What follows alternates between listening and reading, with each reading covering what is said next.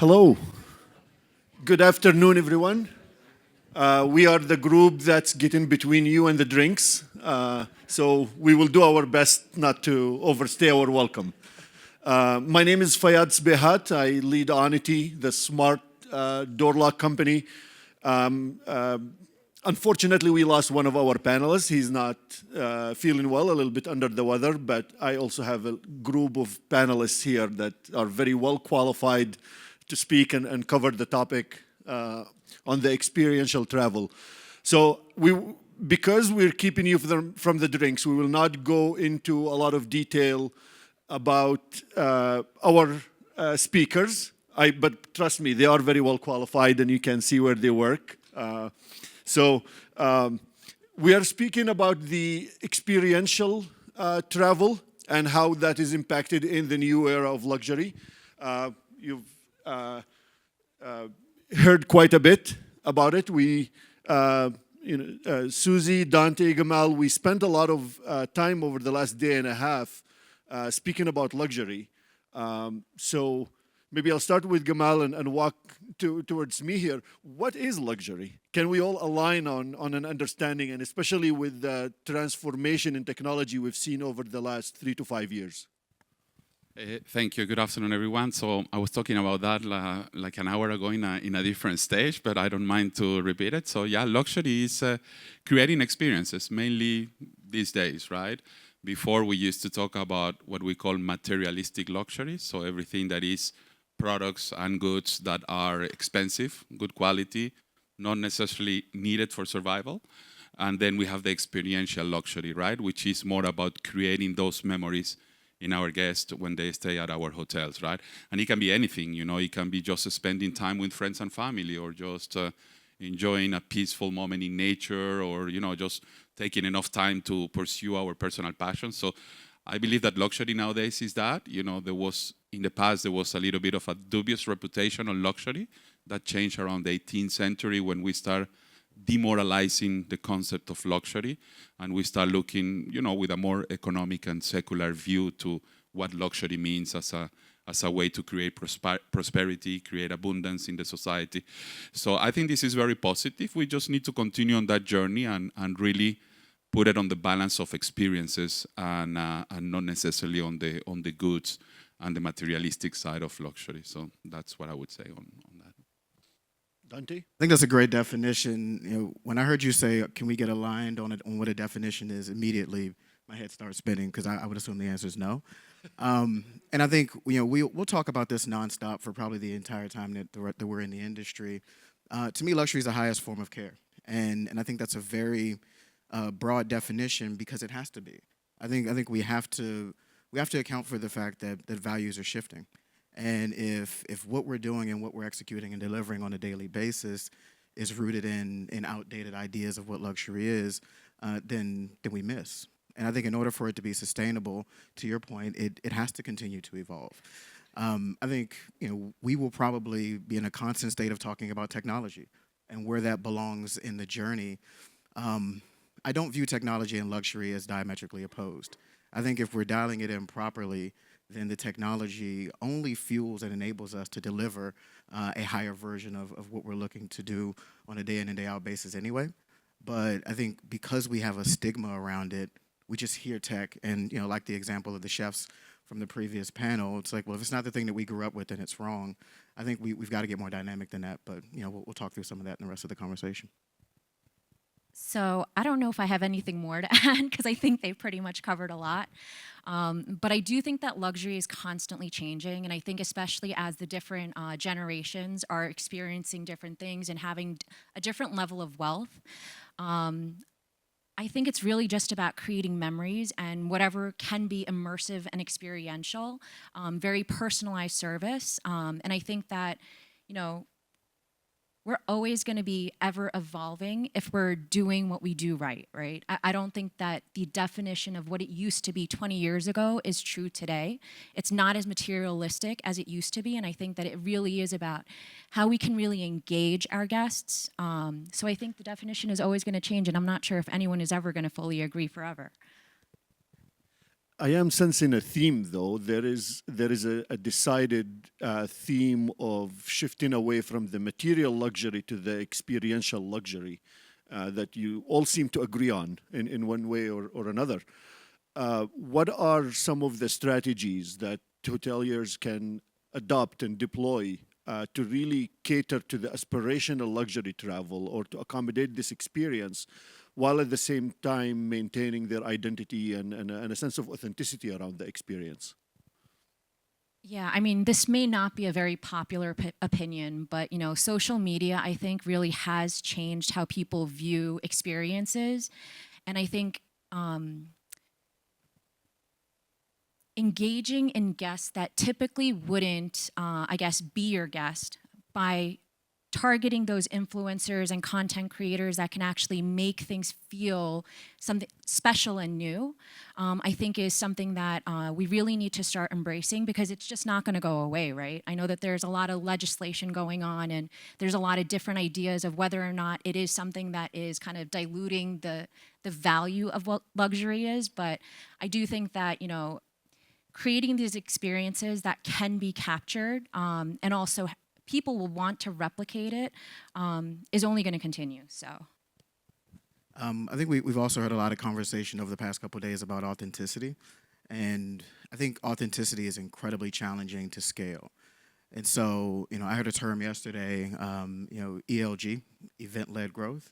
And I think from a strategic perspective, the idea that we're activating the spaces in a way that speaks to the culture of the local community, that speaks to how we want to position the brand, but also tactically introduces new customers to the environment, is, I think, a very sustainable strategy for how we go into the future and account for the shifting in values, account for the presence of social media and what user-generated content will look like. All of those things get activated when you activate the spaces. And so there's an intrinsic value there that I think we should account for. Yeah, authenticity for me is the key word. It needs to be real. The guest is not naive to believe, when we stage something because we want to make it look authentic, but it's not really authentic. So I think we really need to walk the talk when it comes to authenticity. I always use the same example is the notion of sustainability and luxury hospitality, right? We keep on talking about that every time, but do we really walk the talk? I think there is a dichotomy sometimes before sustainability and luxury hospitality, right? You talk about sustainability, that we need to save water, but every single luxury hotel in the world change the bed linens every day. So I want to ask, is there any single ultra high net worth guest staying in a luxury hotel that changed his linen every day at home? Or we have a family flying from New York to Peninsula Papagayo in Costa Rica on festive season, business class. That family will spend probably around $15,000 for 4 days stay. With these $15,000, we can feed how many families in the destination? So, we really need to continue massaging that message of sustainability and luxury and make it real. Because for now, I still feel that it's a lot of poetry. It's very romantic to talk about that, but it's not real, and the guests see when it's authentic and when it's not real. I would add to that, we're dealing with the best informed and most intentional customers and colleagues that any generation's ever seen. So if, to this point about people will sniff it out right away, if you're just doing a box checking exercise, or, you're doing something that's sort of strictly meant to be a transactional activity, masked in something that's meant to be cultural and meant to be relevant. And so I think, you've got to your point, you got to walk the talk. Susie, I'll come back to you. JLL is on a mission to, and quoting here, combining innovative technology and data intelligence with your world-renowned expertise. In what ways do you believe luxury hotels can balance the high-tech and the high-touch aspect to deliver a human-centered service and a luxury experience? Yeah, I think for a really long time, luxury hotel operators really resisted on the idea of technology because it felt like it meant that the human aspect was going to go away. but I really think that it actually only enhances it. So, I mean, things like automated services, whether it's a popular opinion or not, I do think that it actually enhances the guest experience because now, for instance, when somebody is checking into a hotel, you know, they can check in on their mobile app, and now the guest service agent doesn't have to sit there and go through the administrative steps of, you know, photo ID and everything else, right? They can actually engage with the guest and ask, you know, what the purpose of their trip is. So I do think that that is something that actually does enhance the experience. Plus, also, you know, some of the smart technology that we have in our rooms. When people are traveling, they want to be comfortable. They want to feel like, you know, they're at home, but away from home. They want to be able to control everything in their rooms, whether it's the lighting, the temperature, even what you see, the entertainment in your room. So I think that kind of technology also only helps to enhance the experience. I also think what's going to be really interesting is how AI actually enhances the data that can get consolidated. And now, instead of someone having to sit there and spend hours just analyzing data, if there's a technology that can combine everything, I actually think that'll expedite the entire analytical side and allow the operator then to think of services and experiences that can only enhance the experience versus having to sit and, you know, take too much time basically pouring through tons of data.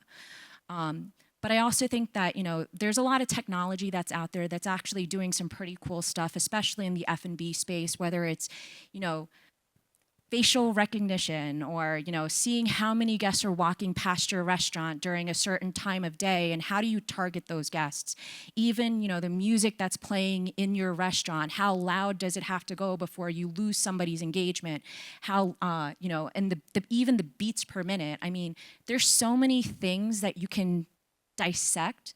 I just think that some of the technology that we need just hasn't been created yet. So I'm very curious to see, and I'm really hopeful to understand some of the innovation that I think our younger generation is going to be able to kind of bring and help to enhance the overall experience. If I can add a topic on that, I'm an operations guy, so I would like to give my comment from an operational perspective. And that's exactly what you mentioned, Susie, is that you know, operations is full of processes. When you look at any hotel, every single department is full of processes. You go to the reception, the check-in is an addition of steps that leads to a process. It's a lot of transactions happening on these 5 minutes that the guest is in front of us.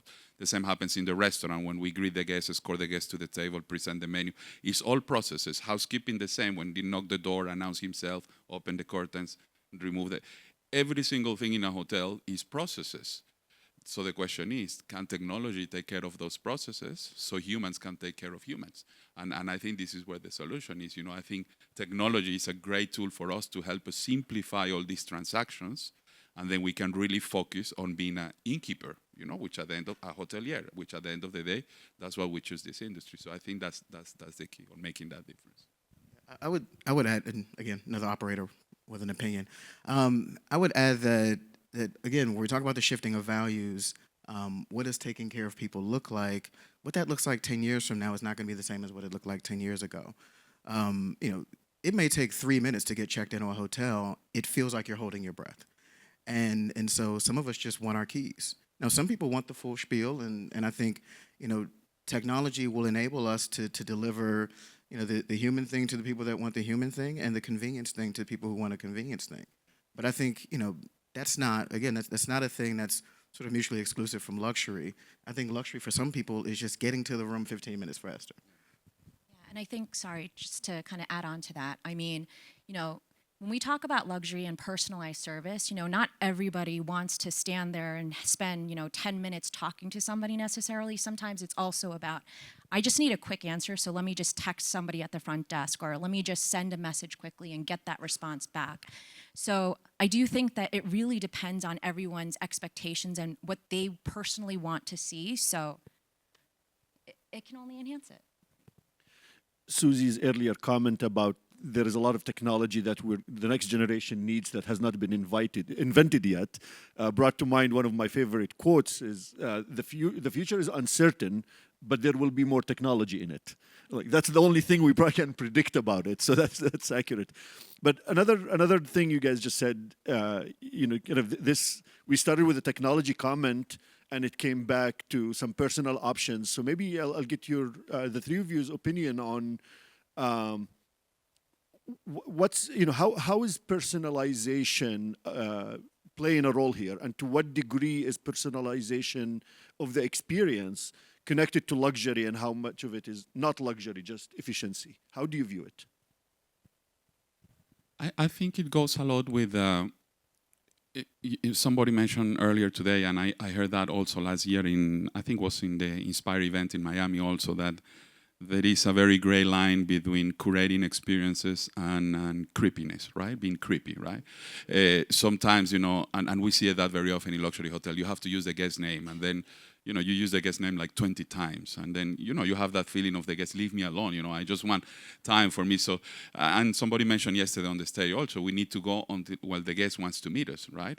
So that's not easy to reach us. If you are running a hotel and you have 300 ladies and gentlemen staff working there, how can you really work on your staff so they understand how far they can go on that relationship, or how far they have to step back? So personalization is about being able to read the guest and know where that guest wants me to reach, and then use the guest name if he wants to hear his name, but don't use it if he doesn't want, if you just want to be left alone. So I think it's a lot on working with the staff so they really understand what is the role of the innkeeper that they are on, no matter which department they're working. Yeah, I would agree with that. I think personalized curation is the highest form of luxury. I think the challenge that you run into with that is most people can't read the room at a 5th grade level. So how do you close that gap from a training perspective so that you can figure out and parse out, well, who does want me to use their name 15 times every interaction, and who just wants to know which direction the elevator is.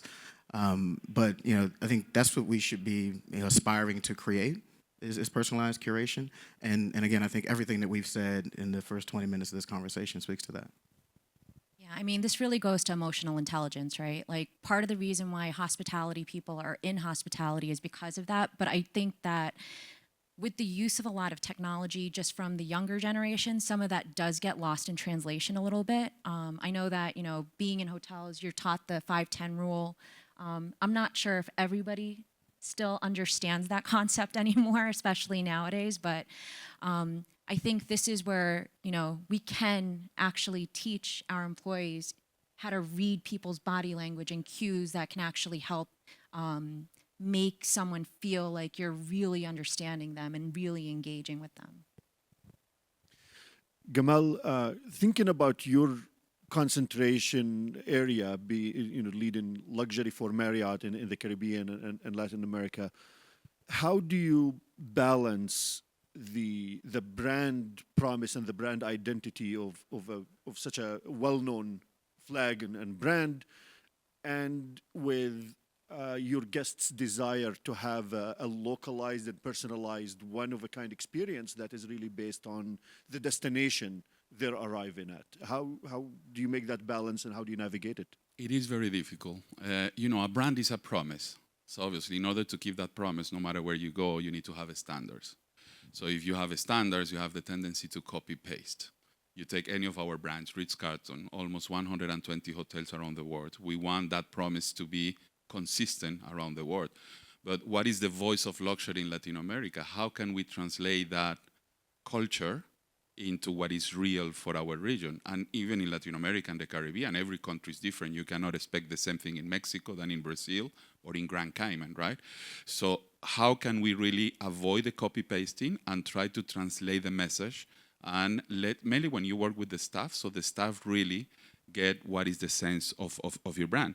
I always use this as an example, and I found my Credo card in my wallet this morning, right? I'm a Ritz-Carlton guy, so every single ladies and gentlemen, that's how we call the staff in Ritz-Carlton, around the world, so they always have to carry their Credo card in their pocket. And it's probably one of our best stories to tell when it comes to culture, the culture on Ritz-Carlton. So the Credo card have a Credo, have the employee promise, have 12 service value. And I was reading at that today. I read it because this one is in Spanish, but in English we'll say something like the Ritz-Carlton experience, enliven the senses, fosters well-being, and fulfill even the unexpected wishes of our guests. Try to explain that to a housekeeper in the Rivera Nayarit in Mexico City that we hired last week, and it's the first experience in a hotel. How you instill well-being. It's a lot. I go back to the idea of romanticism. So the brand is a very strong culture, but we need to find a way when we operate the hotels. How do I translate that so that person will understand and that person will bring the best out of them in order to give a true luxury service? Otherwise, he would just be acting. And the guest, as we said before, he is not stupid. He will realize that that person is acting and is not being himself or herself, right? So I think that's the challenge that we face with brands, with very solid brands like Ritz-Carlton, and Regis, and so forth. We have some other brands that are a little bit more soft brands that give a little bit more of flexibility. But with our solid brands, it's always a challenge that we constantly keep on fighting to make it personal, because that's what luxury is. It's about make it personal. Donte, you probably have a similar but different challenge.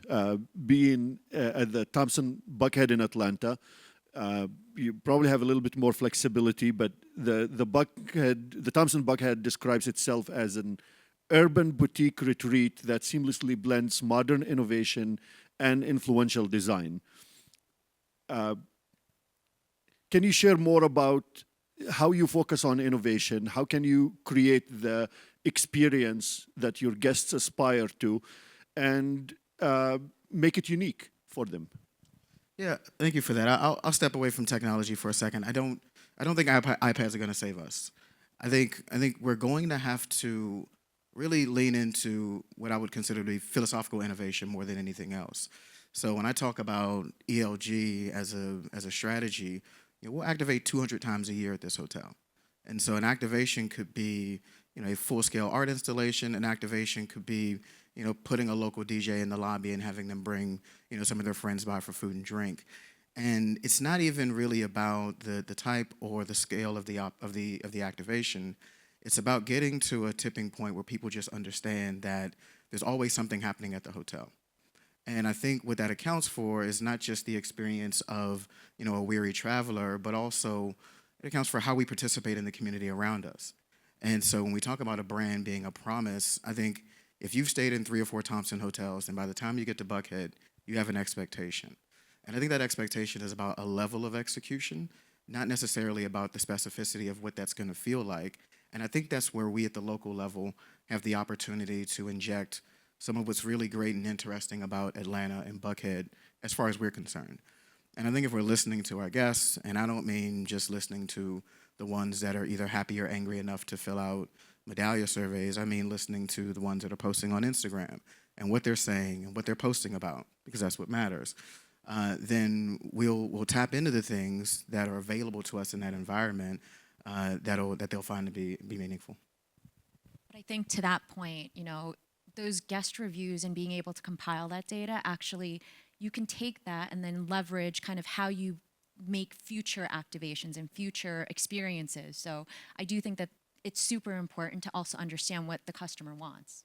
100%. And I think even when I think about that sample size, right? So we'll get 150 surveys a day, which as a percentage of the number of people who pass through those doors is small. And I think if we want to sort of extrapolate and form opinions, as much as I think that information is valuable, and in many cases, the text analytics part more so than the numerical part, that hotel will generate 10 times as much user-generated content on social media. So if I ignore Instagram because I don't want to do a new thing, then I'm missing an opportunity to hear from, some of our best networked, most influential, and most engaged customers. And so you're going to get that survey in your email. It's a really passive thing, and whether you decide to fill it out or not is up to you. You taking the time to see a thing, be moved by it, capture it, edit the video, and a lot of the user-generated content, I mean, it rivals what we would put out ourselves. I think that there's really just something really special in that, and if we don't account for what that means that they're communicating to us, then I think we're missing something really really meaningful. You brought up the local community, so I'm gonna follow up on that and throw you an unexpected. How do you? It's not that hard. How do you think about local partnerships, partnering with local artisans, artists, curators, and how do you weave that into the story of luxury at your property? I love this question, actually. We've done a number of things, and I think one of the most interesting things that we did is we built a local advisory board. And so we partnered with our PR firm and leadership at the hotel, and we said, all right, well, who are 9 people who aren't technically influencers by the social media definition, but are, what we would have called 30 or 40 years ago socialites? And let's look at different industries, different spaces, different corners of the city, different audiences who they essentially own that we don't, and how they could be introduced into the space, and then let's have them tell us what to do. And for them, there's a certain cachet with being able to say, well, I advise that hotel and tell those guys what to do with things. And for us, it's like, well, we'll throw you a comp night every quarter, and we'll buy you dinner in the restaurant. And many of these people are people who were already in the spaces anyway. So for us, as a guy from DC who shows up, last year with a bunch of bright ideas, it stops me from getting it wrong, because they would say, no, that's not going to resonate in Atlanta. Don't do that. But I think also it speaks to how we mean to participate in the environment.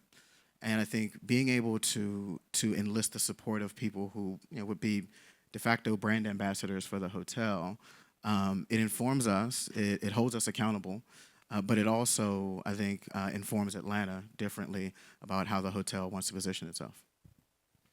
Gamal, is partnership with local artisans a part of the experience for you? Absolutely. The luxury traveler is driven by curiosity. They are hungry to learn about the destination. They are hungry to, I celebrate when a guest is staying in one of our hotels, doesn't, I should not say that to the director of finances, but they don't eat in the restaurant at night, but they go outside and they try to get, to the local community. I think that's what luxury is. They really need to know the destination. So I think partnerships with artists, with DJs, where, the materials that we have in every one of our on our luxury hotels, we really take the time to get to know who are the local artisans and then partner with them, because I think this is part of our social responsibility also, with the destinations. The benefits of luxury hospitality needs to be ripped off also for the local communities. So it's a good way to work with the local artisans and so forth. So for us, is a condition of every single project that we build. And I think that's what our guests are going to require of us. Their expectation is that we know that up and coming local artists that they wouldn't be aware of, and we put that into their ecosystem. We spoke about technology, we spoke about the human touch, all the way to emotional intelligence. What is the role that design and architecture, in your mind, play in the luxury travel and experience and the guest journey in these circumstances? For me, it's critical, stage in the hotel, the choice of materials, it's all about the aesthetic intelligence, right? We need to build that luxury experience through all the senses, the music, the scent in the lobby, the use of materials on FF&E, on OS&E, it's a whole story, it's a whole stage that we need to put. So our ladies and gentlemen, our staff, they can be the best they can be when they are interacting with the guest. Remember that one of the key words on luxury is craftsmanship. What it means, craftsmanship, is an artisan. An artisan is somebody that works with the best possible materials and with processes that are very long, and that's the way we can bring a masterpiece to life. A luxury hotel needs to be a masterpiece. We bring the outdoors to the indoors, we bring the indoors to the outdoors. So it's all about creating that scene so we can really have fun, on the interaction once the guests start checking into the hotel. So, yeah, I mean, if that's the canvas that we're painting on, then it has to be crafted with the end in mind. And the number of times I've been at an incredible bar and watch some poor bartender struggle through the process of making a drink because nobody asked anybody who had ever made a drink before where things should be positioned. If I had a nickel for every time, right? And so I think it has to be thoughtfully and intentionally put together, or else we're sort of swimming upstream with everything that we do in the space afterwards. Yeah, I mean, it would be a little awkward if you put like a concrete blocked building in the middle of a rainforest or vice versa, right? Like a tree house in the middle of the city. It might be a cool niche for a little bit, but it's got to make sense. That would outstay its welcome very quickly and go out of style. Okay, my last question for you. What is your favorite luxury travel experience? I feel like that's really hard. I don't know. So, Yes. so I'm hoping that I haven't experienced it yet. But That's probably going to be the most honest answer. I am going to Antarctica in January, so I'm hoping that that is my most favorite luxury experience. But I'll let you know after the trip. So. I am. This was supposed to be fast, but I'm confused. Where are you hoping to have a nice, luxurious sleep in Antarctica? I mean, on a boat, apparently. All right. Get to potentially see penguins and kayak and I- see an iceberg and Antarctica before it melts. I hope it's warm inside the room for you. And I think it's because luxury hospitality, luxury travel is about transforming yourself. Yes, you need the comfort of thank you. You need the comfort. It's okay. You need the comfort. Is that what happened? It's okay. I go. So we need the comfort of a nice bed, nice room, etc. But I think what is important is the experience. How that experience will transform you. For me, it was the same. When we first. I have been thinking since on what is my best luxury experience. It's very difficult, and for sure, the ones that always come quickly to my mind is those where I had to do more sacrifices to be transformed after the experience. Being lost on a forest somewhere, having to find yourself, connecting with yourself. So I think it's the experience that will dictate when that moment will really change you, and not just having a good time during your travel.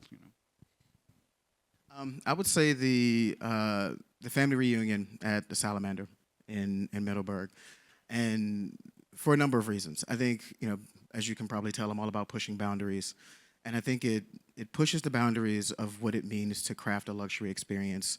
I think it captures the idea that events and activations are the way that we make it more sustainable. But I also think that it taps into a cultural fluency that I think luxury tends to have a narrow view of. And so, in order to put that event together, you have to know these, young and up and coming chefs. You have to get them to be excited about, making the trek out to Virginia. You've got to, and largely most people I know have found out about it through word of mouth. So when you think about like all of the things that are sort of table stakes at this point from a marketing perspective, how we're pushing it out on social media, digital marketing, on and on and on, they've tapped into something that's emotional, that's visceral, and that's viral in a way that I think is incredible, to the point where, if you don't have $5,000 to drop on that weekend to go, you still know about it, celebrate it, and amplify it, which I think makes it, something maybe even better than luxury. There is a key word in luxury, which is nostalgia. Nostalgia is, I'm sure you remember probably that movie Ratatouille, right? With the Michelin star auditor that finally gave the 3 stars because it was a simple ratatouille that remembered his childhood, right? Same with you, with your family. So I think when there is nostalgia and there is a personal connection with the destination or whatever you're going to experience, that's luxury. So I think that's also a key word. So my second last question. But first, a comment. I think we came back a full circle in the sense we started trying to define luxury. You all reflected on your favorite luxury experience, and they were as varied as ever. To me, that kind of reinforces the first point that it means different things to different people. But also thinking about what you just said, it seems to me that luxury is also ever fluid and changing. Maybe to get your, towards the end, getting your thought on how you actually keep up with it, keep up with understanding what luxury means today versus what luxury is going to mean tomorrow and with the next generation after that. How do you stay up to date on it? Yeah, I mean, I think that really comes down to you really gotta talk to your guests. You really have to stay engaged, and you have to constantly, you know, you have to innovate and you have to constantly communicate. I think that's the big thing. Like you need to communicate, and you just have to, you know, understand what people are looking. And also not necessarily within the hospitality. Also, you know, we do something in with my portfolio of hotels. Every last Friday of the month, we do a master class with all our hotels in the Caribbean, luxury hotels in the Caribbean, Latin America. So we invite everybody, general managers, director of rooms, everybody in the hotel. So we have around 300 people, and every month we have a guest speaker. But we started already like a year and a half ago, and we say, I don't want any guest speaker coming from hotels.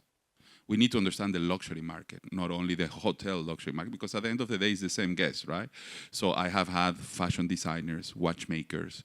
I had, you know, people from École Hôtelière de Lausanne. So people that bring a different perspective on luxury that have nothing to do with hotels. I think when we stay alert on what's going on the luxury industry, it helps us to build on our products and services to our guests.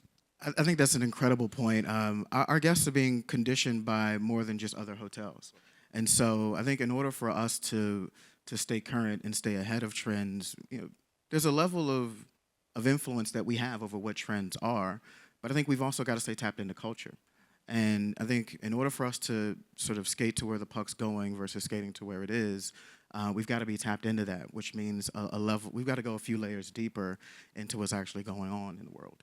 I think we've also got to stay up on shifts in values. And if I see another report about, you know, sort of why people don't want to go to work anymore, you know, my God. And I think, you know, people don't want to work any less than they wanted to work 10 or 20 years ago. I think their options are just different now. And so if we want, it's like we can either be successful or we can be right. We can sort of stand in the way that we've always done things and say, well, they've got to come to us. Or we can get good at today's talent pool and be good at tomorrow's customers. Well, Susie, Donte, Gamal, I thank you very much for sharing your perspective and taking the time and answering the questions. Thank you very much. Thank you.